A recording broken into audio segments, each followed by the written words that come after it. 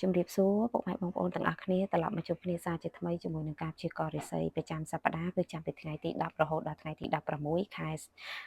មិនិនាចាសម្រាប់ឆ្នាំ2025នេះចាហើយសម្រាប់ការព្យាករណ៍នេះដែរគឺអ្នកគ្រូតែងតែលើកយករាសីឆ្នាំទាំង12មកធ្វើការព្យាករណ៍ជូនពុកម៉ែបងប្អូនទាំងអស់គ្នាគឺចាប់ពីឆ្នាំជូតរហូតដល់ឆ្នាំកុរចាហើយការព្យាករណ៍នេះដែរគឺជាការព្យាករណ៍ដែលរួមចាដោយអ្នកគ្រូតែងតែជម្រាបដូចសពរាល់ដងអញ្ចឹងគឺអ្នកគ្រូធ្វើការព្យាករណ៍ដោយរួមណាអត់បានសំដៅទៅលើបុគ្គលណាម្នាក់ទេ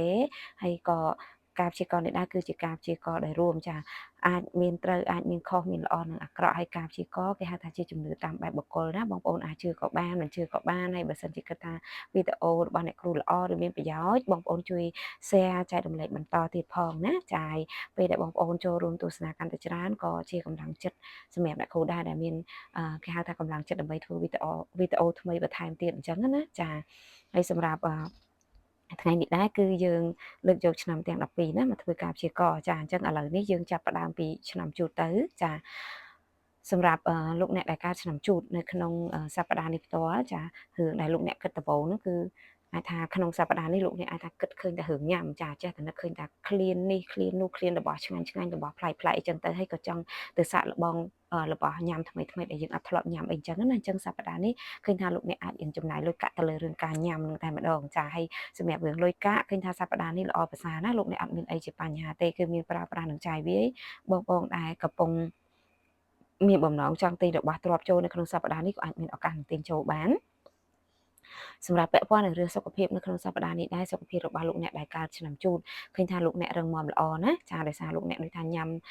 របស់ឆ្ងាញ់ឆ្ងាញ់គេបានគ្រប់គ្រាន់ជាងទៅក៏មិនមានអីប៉ះពាល់ដល់សុខភាពចាហើយសម្រាប់ពាក់ព័ន្ធជាមួយនឹងរឿងការងារលោកអ្នកដែលមានការងារជាប្រចាំនៅក្នុងសប្តាហ៍នេះការងាររបស់លោកអ្នកឃើញថាមានផ្លែផ្កាមានភាពរីកចម្រើនហើយឯការរកស៊ីវិញឃើញថានៅក្នុងសប្តាហ៍នេះដែរលោកអ្នកអាចមានភាពកាក់កបសម្រាប់យើងណាចាអាចថាយើងលក់ដូរដាច់មានភាពរលូនចាសម្រាប់ពាក់ព័ន្ធនឹងរឿងស្នេហាឬក៏ជីវិតគូលោកអ្នកដែលមានដៃគូមានជីវិតគូសប្តាហ៍នេះឃើញថាល្អប្រសើរជីវិតគូរបស់យើងមានភាពរឹងមាំក៏អាចថាមានភាពផ្អែមល្ហែមចំពោះគ្នាណាលោកអ្នកក៏អាចមានលៀបពីស្នេហាដូចគ្នាហើយសម្រាប់លោកអ្នកដែលនៅត្នេលោកអ្នកដែលមិនទាន់មានអ្នកណាឃើញថាលោកអ្នកអាចរវល់ជីវិតតខ្លួនច្រើនជាងអាចនឹងមិនទាន់បើកចិត្តមើលពីអ្នកណាទេចាហើយសម្រាប់ពាក់ព័ន្ធជាមួយនឹងរឿងដែលគោប្រុងប្រយ័ត្នបំផុតនៅក្នុងសប្តាហ៍នេះគឺលោកអ្នកត្រូវប្រយ័ត្នពាក់ព័ន្ធជាមួយនឹងការអឺគេហៅថាទៅប៉ះពាល់ជាមួយនឹងសត្វអីចឹងណាប្រយ័ត្នអាចមានរបួសគ្រោះថ្នាក់ដោយសារសត្វចាហើយចុងក្រោយការធ្វើបុណ្យគឺលោកអ្នកអាសាធ្វើបុណ្យមួយការចែកទានណាជារបស់ញ៉ាំឲ្យទៅអ្នកដែលគេខ្វះខាតចឹងទៅដើម្បីលើករាសីរបស់យើងពណ៌លើករាសីរបស់លោកអ្នកគឺមានពណ៌ផ្កាឈូកនិងពណ៌ស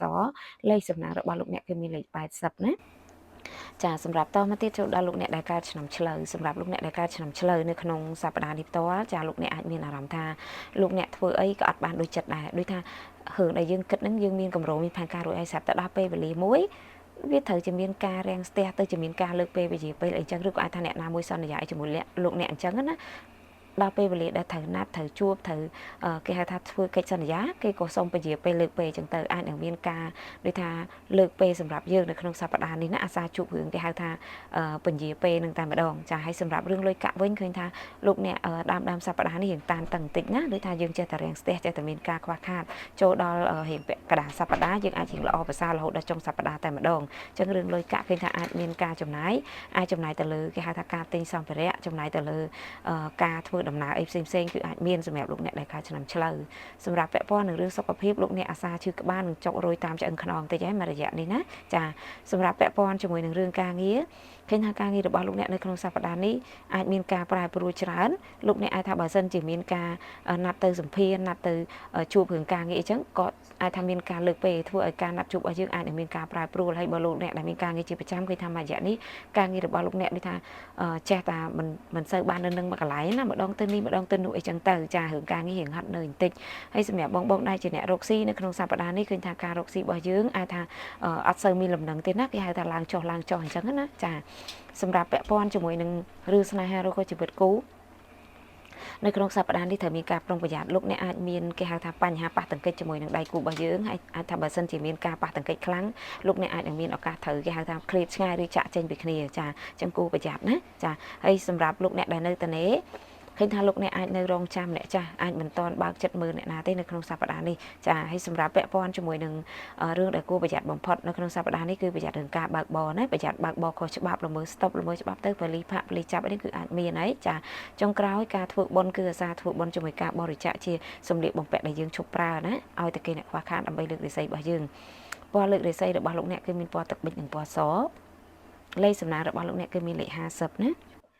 ចាសម្រាប់តមកទៀតចូលដល់លោកអ្នកដែលកើតឆ្នាំខាសម្រាប់លោកអ្នកដែលកើតឆ្នាំខានៅក្នុងសប្តាហ៍នេះលោកអ្នកអាចមានអារម្មណ៍ថាលោកអ្នកមានព្រៀបលោកអ្នកមានភាពរឹងមាំក៏អាចថាមានភាពជឿជាក់លើខ្លួនឯងសប្តាហ៍នេះមិនថាអ្នកណាមកបង្កបញ្ហាឬមានចំនួនអីជាមួយលោកអ្នកឯងគឺត្រូវតែចោះចាញ់លោកអ្នកតែម្ដងដូចថាគេធ្វើអីយើងអត់ឈ្នះយើងអញ្ចឹងណាហើយបើអ្នកដែលធ្លាប់មានចំនួនជាមួយលោកអ្នកក៏នៅសុកក៏អាចត្រឡប់មកសុំទោសឬមកសុំត្រូវរើគ្នាវិញនឹងគឺអាចមានចាហើយសម្រាប់ពាក់ព័ន្ធនឹងរឿងលុយកាក់វិញសប្តាហ៍នេះលោកអ្នកអាចសប្បាយចិត្តបានណាមានសេរីភាពក្នុងការចាយវាយមានសេរីភាពក្នុងការគេហៅថារលុយរកកាក់បានដោយសេរីមិនមានអីជាភាពតានតឹងឬការរាំងស្ទះទេតំណែងលុយកាក់គឺល្អប៉ុន្តែនៅក្នុងសប្តាហ៍នេះឃើញថាលោកអ្នកអាចមានការចំណាយលុយកាក់ទៅលើរឿងការទិញសម្ភារៈនិយមតិចឯណាអ្នកខ្លះក៏ទិញទូរស័ព្ទថ្មីបងខ្លះក៏ទិញស្បែកជើងកាបូបកៅអៅស្បែកជើងថ្មីអីអញ្ចឹងណាគឺអាចមានចាហើយសម្រាប់រឿងសុខភាពសប្តាហ៍នេះមិនមានអីជាបញ្ហាទេប៉ុន្តែគាត់តែរៀងប្រយ័ត្នបរិវេណជើងបន្តិចណាខ្លាចយើងដើរមុតនេះមុតនោះអីអញ្ចឹងណាចាហើយសម្រាប់ពាក់ព័ន្ធរឿងការងារវិញឃើញថាការងាររបស់លោកអ្នកមានតអ្នកចាំជួយជ្រុំជ្រែងអញ្ចឹងការងារគឺល្អប្រសើរឯការរកស៊ីរបស់លោកអ្នកសប្តាហ៍នេះក៏ឃើញថាមានភាពរលូនល្អចាសម្រាប់ពាក់ព័ន្ធនឹងរឿងស្នេហាវិញចូលដល់សប្តាហ៍នេះឃើញថាល្អប្រសើរច្រើនមិនថាលោកអ្នកឆ្លោះគ្នាជាមួយដៃគូមានរឿងខ្លាំងប៉ុណ្ណាទេសប្តាហ៍នេះយើងអាចនឹងត្រឡប់មកត្រូវគ្នាវិញណាចាហើយពាក់ព័ន្ធជាមួយនឹងរឿងស្នេហារបស់អ្នកនៅតនេលោកអ្នកដែលមិនទាន់មានអ្នកណានៅក្នុងសប្តាហ៍នេះឃើញថាលោកអ្នកអាចនឹងមានអ្នកព្យាយាមចូលមកសារភាពមានអ្នកសុំស្រឡាញ់នេះគឺអាចមានទេណាចាហើយសម្រាប់ពាក់ព័ន្ធជាមួយនឹងរឿងដែលលោកអ្នកគួរប្រុងប្រយ័ត្នបំផុតនៅក្នុងសប្តាហ៍នេះលោកអ្នកប្រយ័ត្នរឿងទូរស័ព្ទរបស់យើងតែម្ដងប្រយ័ត្នដូចថាលោកអ្នកកាន់អត់ប្រយ័ត្ននឹងធ្លាក់បាក់បែកអីអញ្ចឹងគឺអាចមានណាចាហើយចុងក្រោយការធ្វើបុណ្យរបស់លោកអ្នកគឺអាសាធ្វើបុណ្យជាមួយនឹងជនពិការទៅដើម្បីលើករាសីរបស់យើងពណ៌លើករាសីគឺមានពណ៌ក្រហមនិងពណ៌ទឹកប៊ិចណាលេខសំណាងរបស់លោកអ្នកគឺមានលេខ27ចាសម្រាប់តមកទៀតចូលដល់លោកអ្នកដែលកើតឆ្នាំថោះសម្រាប់លោកអ្នកដែលកើតឆ្នាំថោះនៅក្នុងសប្តាហ៍នេះលោកអ្នកអាចមានអារម្មណ៍ថាលោកអ្នកចាប់ផ្ដើមមានការគិតបែបចាស់ទុំណាចាលោកអ្នកធ្វើអីក៏យើងអាចថាគិតច្រើនលោកអ្នកគេហៅថាមានគំនិតចាស់ទុំចេះអត់ឱនចេះអធ្យាស្រ័យគេហៅថាចេះយោគយល់ច្រើននៅក្នុងសប្តាហ៍នេះដែរលោកអ្នកនឹងអាចមានឱកាសគេហៅថានឹងជួបមិត្តចាស់ជួបមនុស្សចាស់ដែលយើងធ្លាប់ស្គាល់ឬក៏អាចថាមានឱកាសទៅសួរសុខទុក្ខចាស់ទុំឬអ្នកដែលធ្លាប់មានព្រះគុណចំពោះយើងអីហ្នឹងគឺអាចមាននិយាយទៅគឺលោកអ្នកអាចនឹងត្រឡប់ទៅធ្វើរឿងចាស់អីមួយអញ្ចឹងណាចាហើយដូចជំរាបអញ្ចឹងអាចនឹងចៃដន្យជួបមិត្តចាស់អីហ្នឹងគឺអាចមានហើយចាហើយសម្រាប់ពាក់ព័ន្ធជាមួយរឿងលុយកាក់វិញឃើញថាលោកអ្នកអាចល្អប្រសើរណាសប្តាហ៍នេះមានសេរីភាពល្អ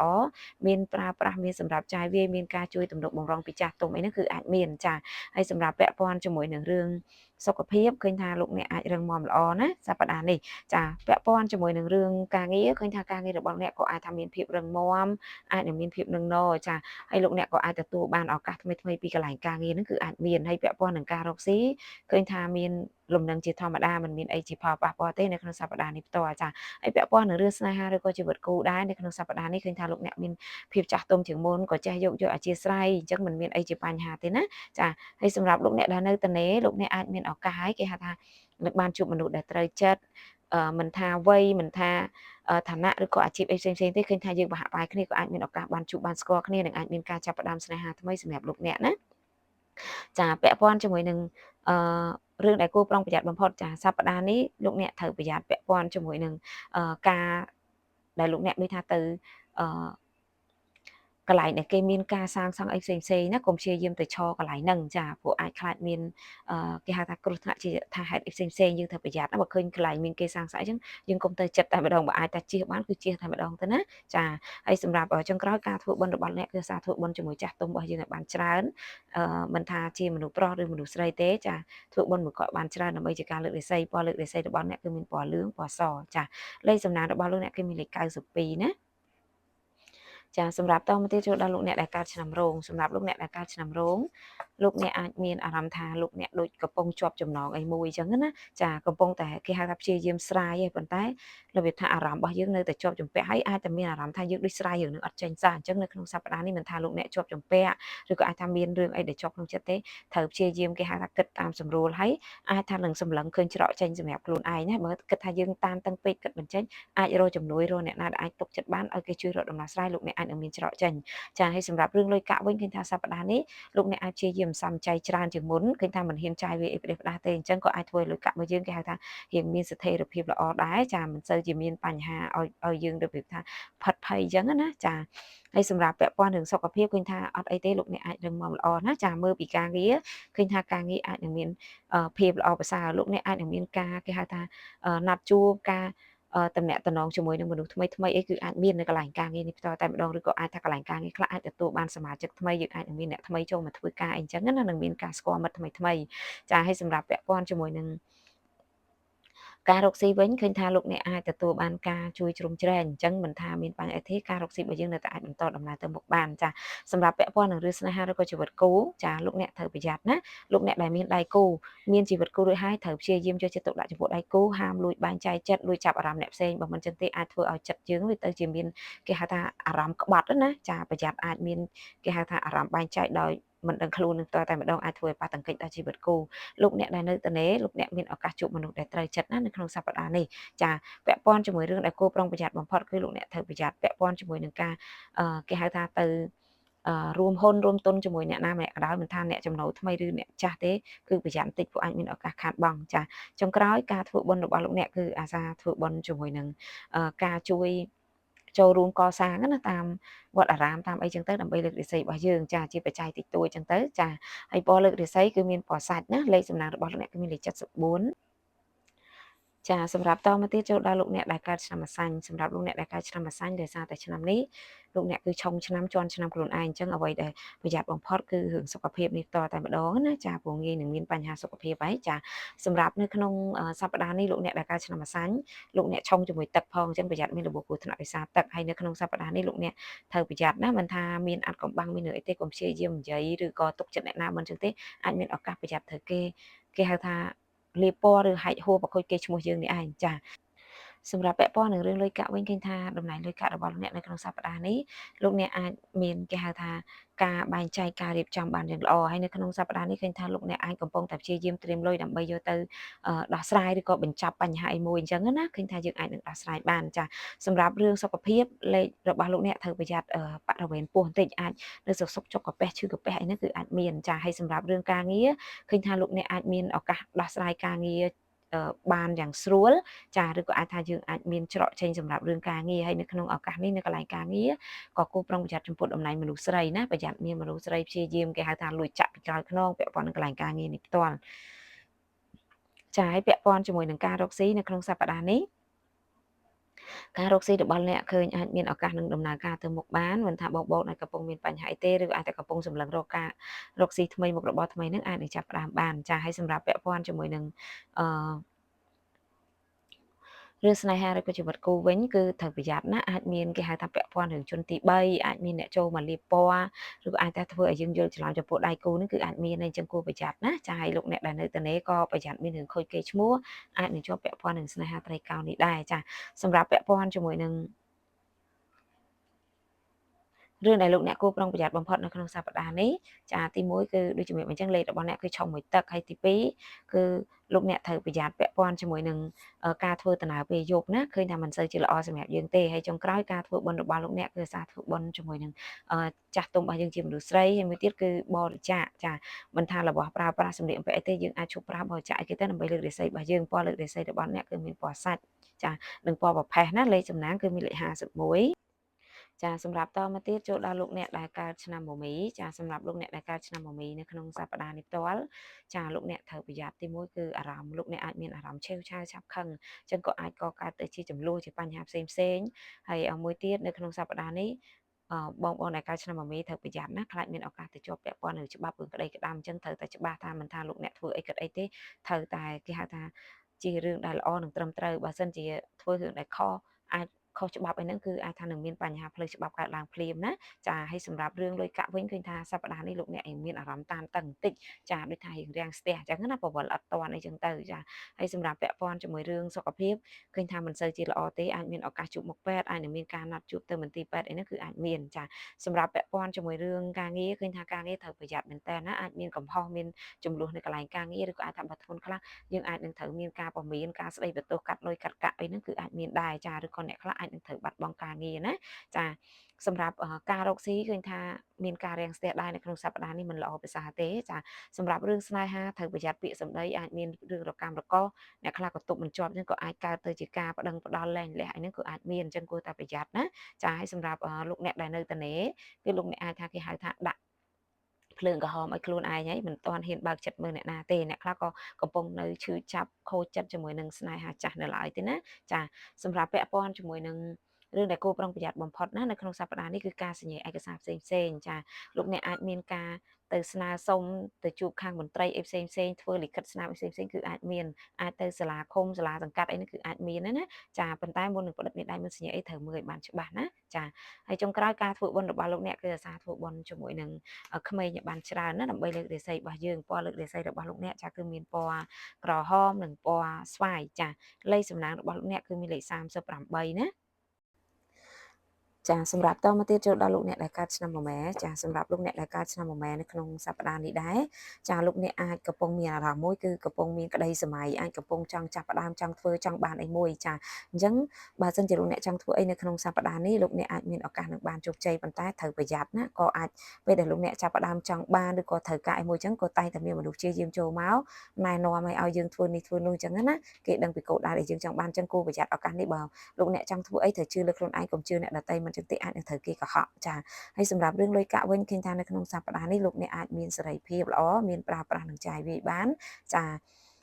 គាត់ថាលោកអ្នកអាចត្រូវអស់លុយទៅលើការទិញរបស់ថ្មីចូលឬក៏អាចថាទិញលៀបទិញទ្រព្យអីមួយចូលណាចាសម្រាប់ពាក់ព័ន្ធជាមួយរឿងសុខភាពវិញនៅក្នុងសប្តាហ៍នេះសុខភាពរបស់លោកអ្នកឃើញថាប្រយ័ត្នមានបញ្ហាភ្នែកមាត់ត្រចៀកចាអាចមានបញ្ហានៅផ្នែកនឹងជាគូប្រយ័ត្នណាចាហើយសម្រាប់រឿងការងារឃើញថាតំណែងការងាររបស់អ្នកអាចមានឱកាសនឹងមានការប្រែប្រួលការផ្លាស់ប្ដូរឬអាចមានការបម្លាស់ទីអីមួយគឺអាចមានចាហើយការផ្លាស់ប្ដូរនេះគឺជារឿងល្អសម្រាប់លោកអ្នកទេណាចាសម្រាប់ពាក់ព័ន្ធជាមួយនឹងរឿងការរកស៊ីឃើញថាការរកស៊ីក៏អាចមានការពង្រីកបន្ថែមនៅមុខរបរឬក៏អាចមានការចាប់ផ្ដើមមុខរបរថ្មីហ្នឹងគឺអាចមានហើយចាគឺអាចល្អប្រសើរហើយសម្រាប់ពាក់ព័ន្ធនឹងរឿងស្នេហាវិញបងដែលកំពុងមានជីវិតគូត្រូវប្រយ័ត្នណាអាចមានគេហៅថាអារម្មណ៍ឃ្លាតឆ្ងាយឬក៏នៅសុខក៏យើងមានអារម្មណ៍ដូចថាសង្ស័យចំពោះគ្នានេះគឺអាចមានសប្តាហ៍នេះដែរឃើញបងមួយចំនួនក៏អាចមានឱកាសនឹងត្រូវនៅឆ្ងាយពីគ្នាមួយរយៈអាចមានភារកិច្ចរៀងខ្លួនអីចឹងទៅក៏អាចយើងត្រូវមានលេខគេហៅថានៅឆ្ងាយអញ្ចឹងណាចាហើយសម្រាប់លោកអ្នកដែលនៅត្នេវិញលោកអ្នកអាចនឹងកំពុងគេហៅថាចាប់អារម្មណ៍អ្នកណាម្នាក់ឯងអាចថាជាអ្នកដែលនៅឆ្ងាយអីចឹងណាលោកអ្នកអាចលួចតាមដានលួចមើលគេតា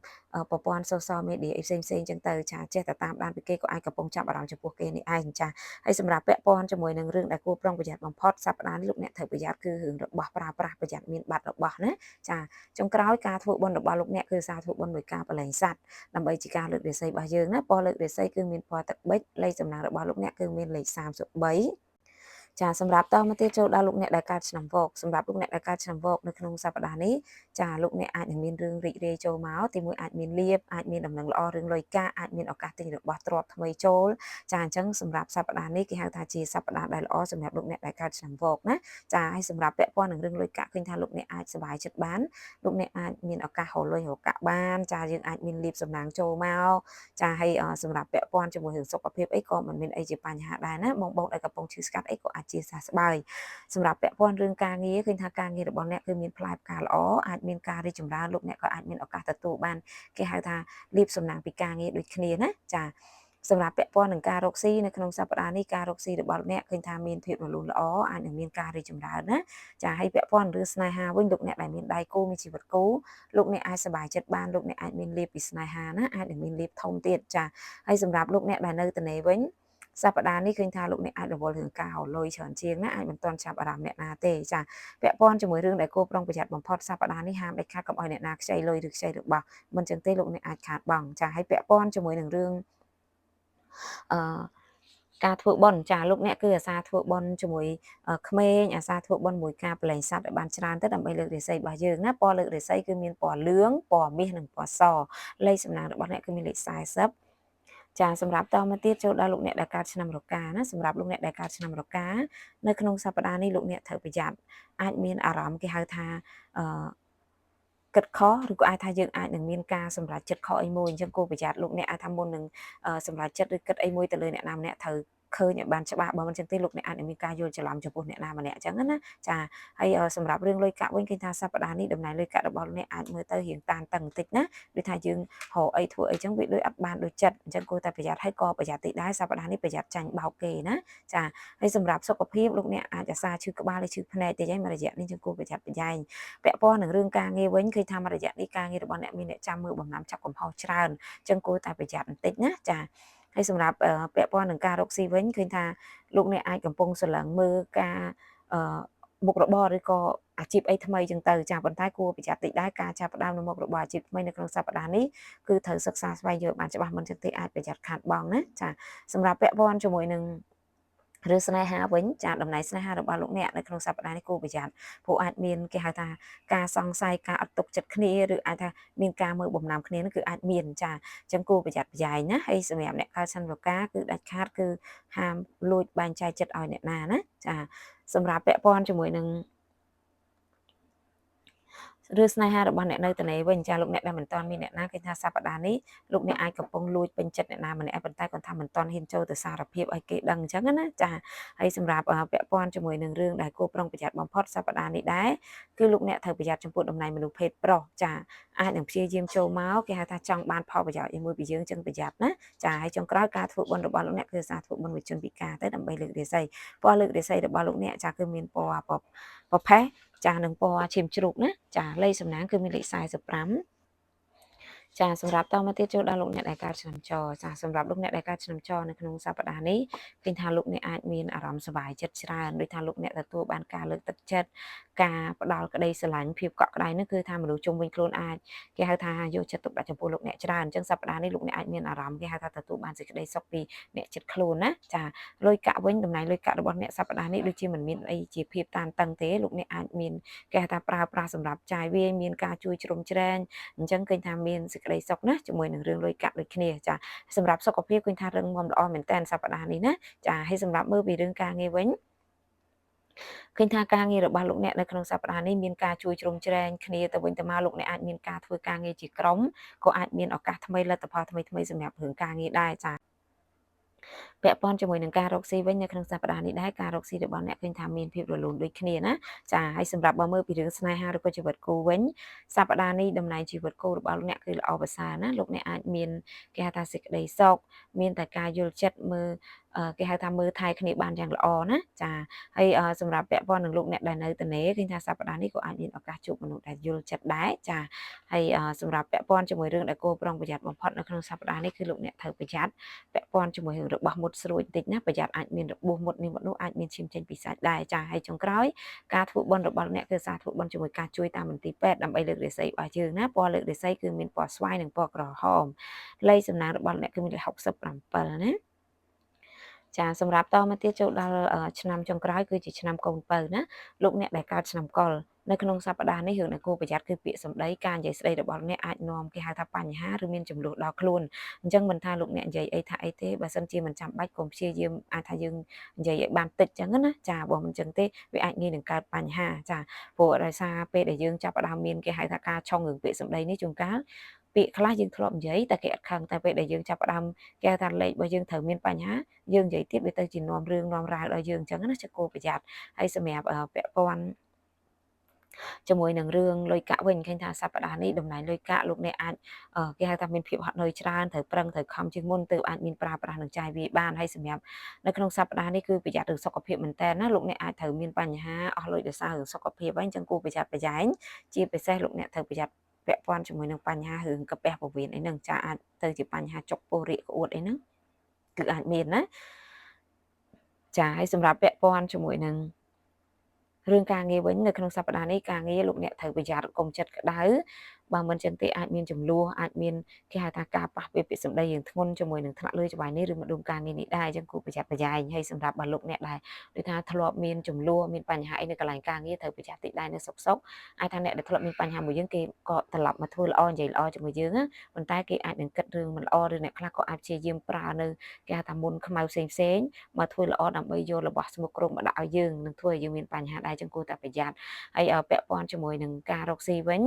ញសប្តាហ៍នេះលោកអ្នកអាចថា គេហៅថាលៀបនៅលើមាត់លោកអ្នកនិយាយព្រោះនិយាយល្អគឺគេហៅថាភ្ញៀវចូលមកច្រើនក៏អាចថាយើងអាចលក់ដូរដាច់មានភ្ញៀវចូលច្រើនដូចគ្នាណាចាហើយសម្រាប់ពាក់ព័ន្ធជាមួយនឹងរឿងស្នេហាឬក៏ជីវិតគូចាសប្តាហ៍នេះលោកអ្នកត្រូវជិះឲ្យបានគេហៅថាជិះឲ្យបានខ្លាំងបំផុតចាឬក៏អាចថាតឲ្យបានខ្លាំងបំផុតមិនចឹងទេគឺអាចមានចំនួនពាក្យសម្ដីជាមួយនឹងដៃគូរបស់យើងហើយចាហើយចុងក្រោយក៏អាចទៅជារឿងធំសម្រាប់ជីវិតគូរបស់លោកអ្នកដែរចាហើយសម្រាប់លោកអ្នកដែលនៅតែវិញលោកអ្នកដែលមិនទាន់មានអ្នកណាលោកអ្នកគួរប្រយ័ត្នពាក្យសម្ដីដែរឃើញថាអាចមានអ្នកចង់ចូលមកឬក៏ចាប់អារម្មណ៍ប៉ុន្តែលោកអ្នកអាចថាចូលចិត្តប្រើពាក្យសម្ដីមិនព្រោះចឹងទៅក៏អត់មានអ្នកណាហ៊ានចូលមកអញ្ចឹងណាចាហើយសម្រាប់ពាក់ព័ន្ធជាមួយនឹងរឿងដែលគួរប្រយ័ត្នបំផុតចានៅក្នុងសប្តាហ៍នេះគឺលោកអ្នកហាមដាច់ខាតកុំព្យាយាមទៅពាក់ព័ន្ធជាមួយនឹងរឿងមុនអាគមខ្មៅផ្សេងៗណាបើមិនចឹងទេអាចនឹងនាំបញ្ហាមកដល់យើងតាមក្រោយចាហើយសម្រាប់ពាក់ព័ន្ធនឹងការធ្វើបុណ្យគឺលោកអ្នកអាសាធ្វើបុណ្យតាមវត្តអារាមឲ្យបានច្រើនដើម្បីលើករាសីណាពណ៌លើករាសីរបស់លោកអ្នកគឺមានពណ៌លឿងនិងពណ៌សូកូឡាលេខសំណាងរបស់លោកអ្នកគឺមានលេខ91